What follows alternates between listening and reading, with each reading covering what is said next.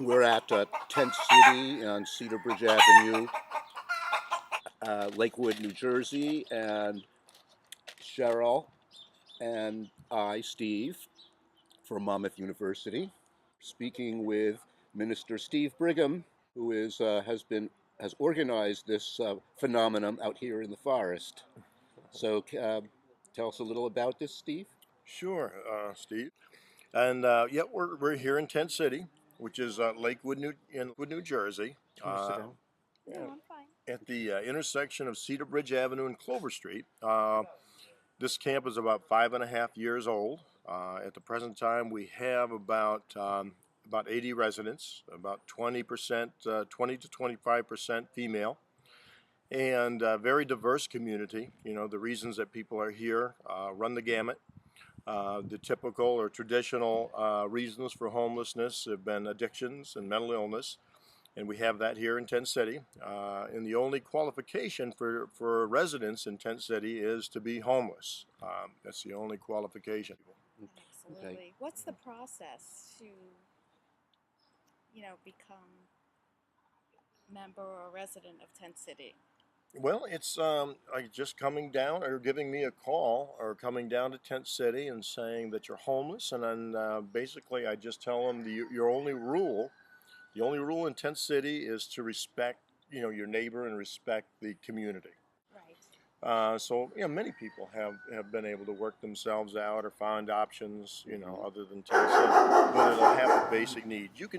People can, we can do that as a society. We can provide housing for everybody. And what's happening is our governments and, local governments are zoning people out. They're creating ordinances that say you have to have so much acreage to build a home, to have a home. So it really denies the poor a play, and it pushes them to somewhere else. And they're doing this. They're doing this intentionally, methodically, and it's an oppression. It's an oppression against the poor. The governments want their cake and eat it too. They want the rich and the middle class with all the, but they don't want to take care of the poor. They don't want the responsibility of taking care of the poor, which might cost them something. So, they're not being proper fathers of our communities. They're proper. Again, what we need is small houses on small pieces of property at McDonald's, at Walmart, at any minimum wage job. And that's what we don't have. We have the governments, the local governments, trying to keep the poor out of their towns by creating these laws and ordinances that won't allow them to build a house or move into their neighborhood. Now, I understand you're saying they don't want them to build. They don't want to build shelters for them. I understand they don't want them here also. Right. Is that right? That's right. Lakewood is fighting us tooth and nail. They tried to evict us in the middle of the wintertime. And I think it was January 6th, they brought us to court to evict us to the streets. I mean, very insensitive, very cold-hearted. And they lost.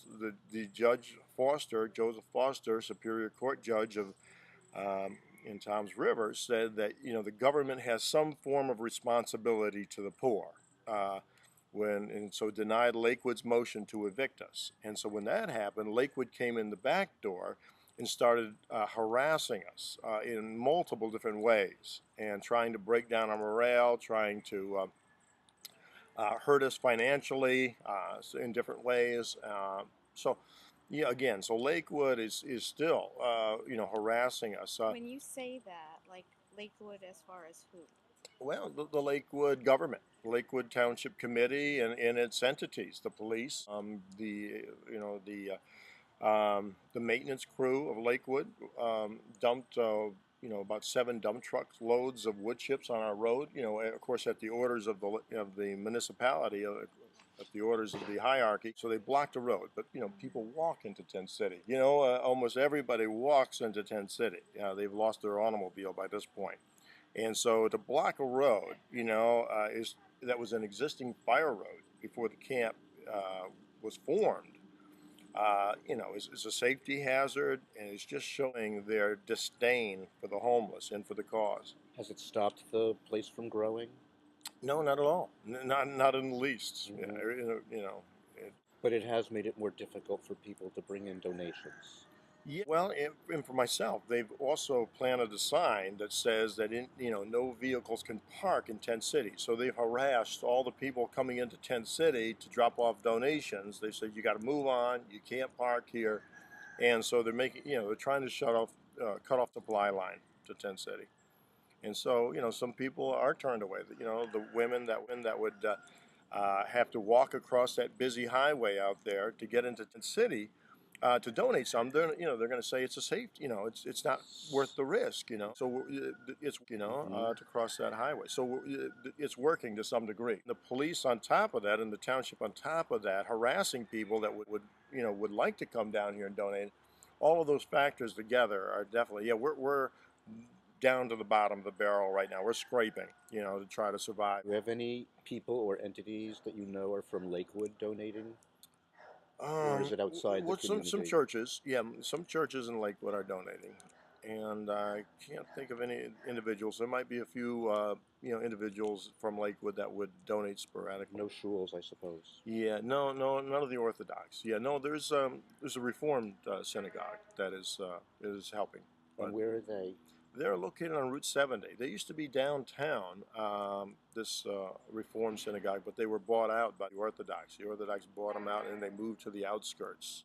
Really, Lakewood is a fair housing nightmare.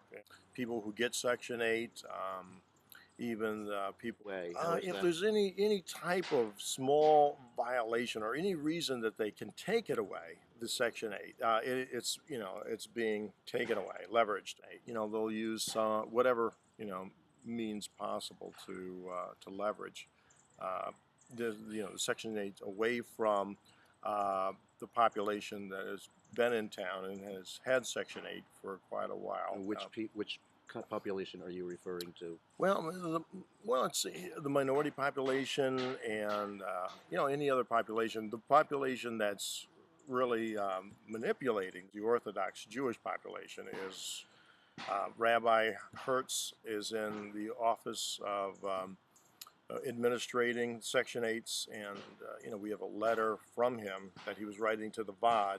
The VOD is the board that controls the decisions of the Orthodox community. So we have a letter from Rabbi Hertz, somebody intercepted, to the VOD, stating in his own words that he is manipulating the program for his community to the detriment and neglect of the rest of the communities. People in HUD in Newark, that's the regional office here in the area, they saw the realities um, and so, yeah, so they came down to Lakewood to discuss. So those complaints are in HUD and they're being looked at. Yeah, so that's what's going on in Lakewood, a manipulation of the housing. So it's a gentrification of Lakewood using taxpayer monies uh, and using that to the detriment of other communities, existing communities, long established communities of Lakewood. The African American population has almost been cut in half. And that's all because of the gentrification of the Orthodox community. And can you explain how they did that? Well, again, it's Rabbi Hertz with the Section 8s. He got into the office at about 1985, and since then, the Orthodox population has grown by leaps and bounds, has mushroomed. White population of Lakewood has grown by 30%. The African American has been cut in half, the population, but the white population, which the Orthodox fall under, there's no religious classifications on the census, so it's all white and other ethnic groups, and so the Orthodox fall under white, and so the white population has grown uh, by 30,000. Let's put it that way. The white population has grown by 30,000, and the African American population has cut in half. Okay, and what happened to the African American people who used to live here? Why did, or are they no longer here? Well, it's a big system of the Orthodox. They're the tenant and they're the landlord. So all that those millions of dollars of Section 8 dollars are being recycled within their community. So they buy up, they go down, into the African minority community, African American minority community. They'll go to the house, and sometimes they'll come with a suitcase full of money. Open it up, and show the owner, "Hey, I'll buy your house for cash," and sometimes it's even worth, they're paying more than what the house is worth. But again, this is recycled taxpayer dollars. This is Section 8 monies that they're just reusing to buy up new real estate. So what they'll do is they'll buy up that house. They'll rent it out typically to the Latino community, and the Latino community will have to put in 10 to 15 people to pay the rent, and they share the rent. The landlord, he won't do any repairs. A lot of times the Latino community will be undocumented, so they don't have much leverage to try to force the They landlord to don't have do any leverage. right, to force them to do repairs. So it's basically a slumlord condition attitude of the landlord. The housing deteriorates,